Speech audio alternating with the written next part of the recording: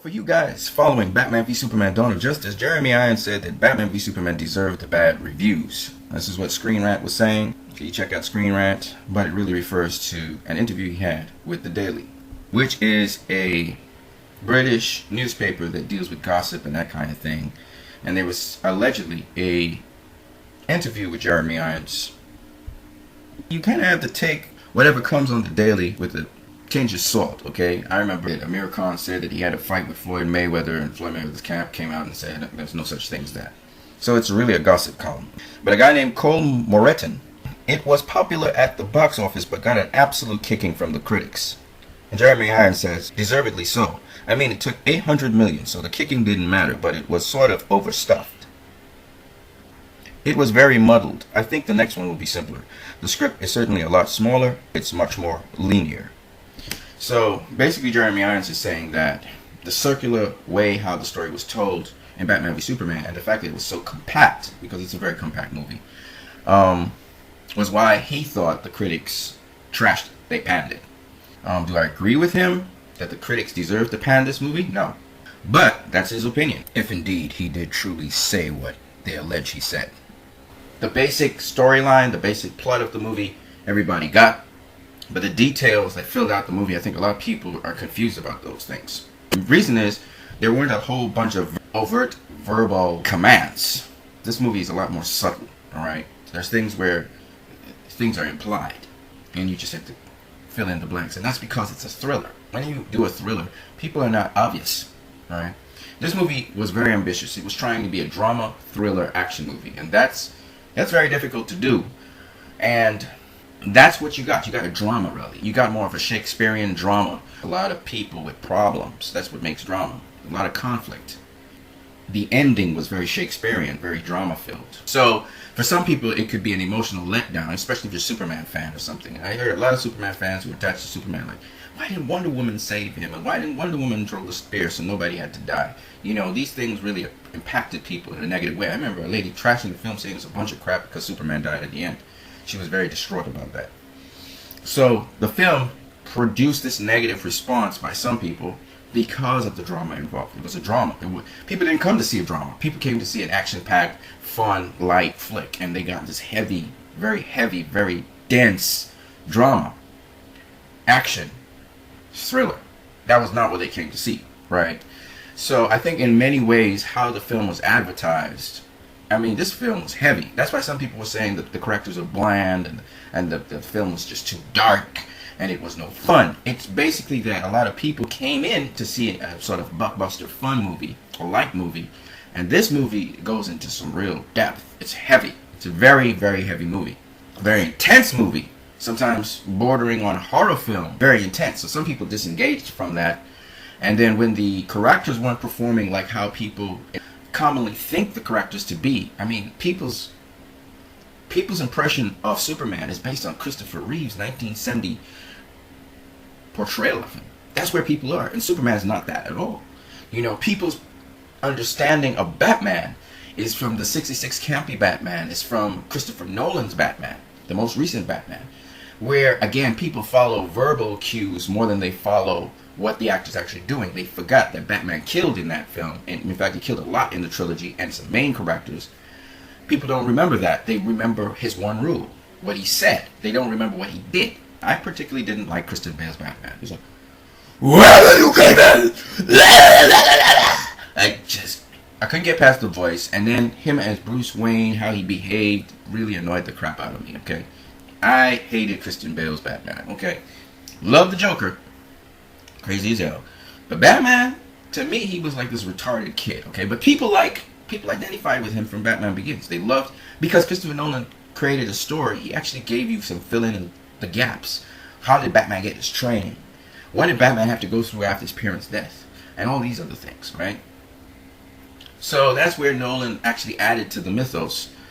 In this particular story, Batman v Superman, Snyder added to the mythos by carrying you into a Batman. What would be the end point of Batman? How does Batman's life look at the end point?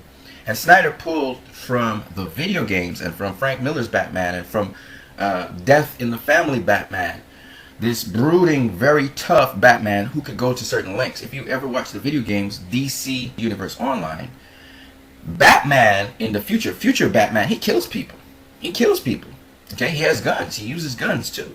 He uses mechanizations, a lot of mech suits and stuff. Okay, to keep his body strong. If you look at Batman in Kingdom Come, he's using all these extra skeletal things to keep him going because he's an old dude, right? And Batman, the older Batman, is more ruthless. He's more brutal. He puts more fear into the heart of people. This is just how Batman's mythos is. But for people who only know Batman from the most recent Christopher Nolan movies, who think he's the best Batman out there, when I think on screen the best Batman before Ben Affleck came on the scene was Michael Keaton. I think Michael Keaton was the best Batman. And it wasn't just because he was the first Batman, but they took a lot of risk with Michael Keaton. You know, Michael Keaton's Batman killed. He killed. In fact, in the end, he killed the Joker. He didn't have a problem killing the Joker. He killed the Penguin. You know what I mean? Batman killed. Catwoman killed. Penguin killed. The Joker killed. That movie had a lot of killing. It wasn't for kids, all right? There were very little jokes, and the jokes were very dark and morbid. But my point anyway is this. That, to me, is more Batman than Christopher Nolan's Batman. You know, because Batman, the movie Batman, has a lot of blood and gore in it. Batman comics have a lot of blood and gore, okay? So, people don't know this because a lot of people never read the DC comics. I read the comics as a child. I saw Batman beat a guy's face into pulp. The guy was still alive. He died in a hospital. But the point is, Batman is so brutal. He breaks up all the bones in this guy's skull before this guy passes out. And he was interrogating the guy. This is after Robin's death. That's how brutal Batman is. Batman is not a dude that if you're a criminal, you want to be around. He is a guy that strikes fear in the heart of criminals. There is almost no lengths to which Batman will go. He will leave you alive on a tether. And it's up to you if you want to get to live or die. When he's interrogating guys, in Frank Miller's The Dark Knight, he slammed a piece of glass through a guy's artery in his hand. The guy was already disabled a lot. Batman had beaten him up before. And he said, I'm the only guy who can get you to the hospital. All your civil rights mean nothing right now. You tell me what I want to know, I'll get you to the hospital. You don't, you're bleeding to death. Batman's that kind of dude, okay? He doesn't have a problem if you die on him. Alright, he will, that's what people don't understand. Batman's kind of crazy, right? He will let you bleed to death. And it will not be on his mind. Does he want to kill people? No. Batman doesn't want to kill anyone. But he's crazy. He's really crazy. He will go to the nth degree. And Tim Burton's Batman, the criminal says to Batman, who are you? And he says, I'm Batman. And this is a guy, stories up in the air. Batman has him hanging. He's about to drop him, okay? And this is typical of Batman. Batman dropped people in the early editions of Batman. He dropped people from buildings. He hung people. He shot people. He blew up people. He crushed people, okay? People have to understand the only way you get a reputation by criminals of scaring them is you got to kill a couple of them. Well, they have to come close to death so they can spread the message that there's this bat out there, okay? And he's not a human. He's a creature of the night. That's what Batman is described as. So a lot of people don't understand this is Batman. So what Ben Affleck was doing is totally Batman, okay? Batman is ruthless. Now, he did kill a couple people in this movie. And even though we didn't see them dead, he did kill a couple of them, alright? If he didn't kill them, he permanently damaged them for the rest of their life. They would be drinking out of straw with, first degree burns all over their body or whatever. So they're a mangled mess. And they just managed to live for a couple days and then die. Batman is not someone to mess with. He doesn't operate in the confines of the law. Now, Christopher Nolan came in, I have this one role. Christian Bale, I have this one role. And Joker really made fun of him, right?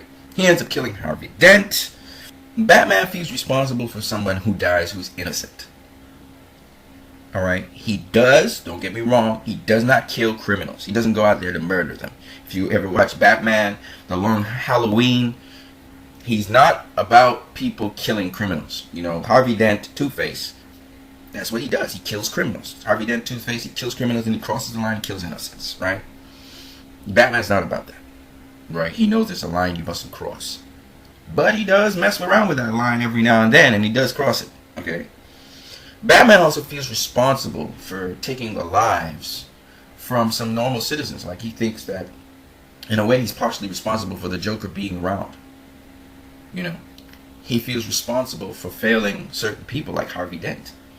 You know, so you have to understand, Batman, that lore is, you know, crazy. And all you have to do is go read 1 or 2 comics with Batman. The 66 comics Batman is not as deep and psychologically interesting. And this is what makes Batman interesting. He's a flawed individual like all of us. Superman, we can't relate to Superman as much. He's not flawed, really.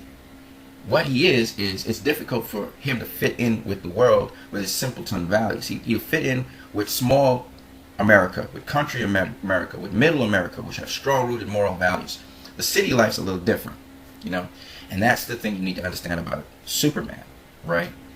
So Zack Snyder, that's what he does with this movie. But I think a lot of people think Zack Snyder is just an action dude, and he got no content. He doesn't know how to tell a story, and that's not true at all. So I just wanted to address that. Jeremy Irons came out there and gave his opinion. I mean, I'm not mad at him.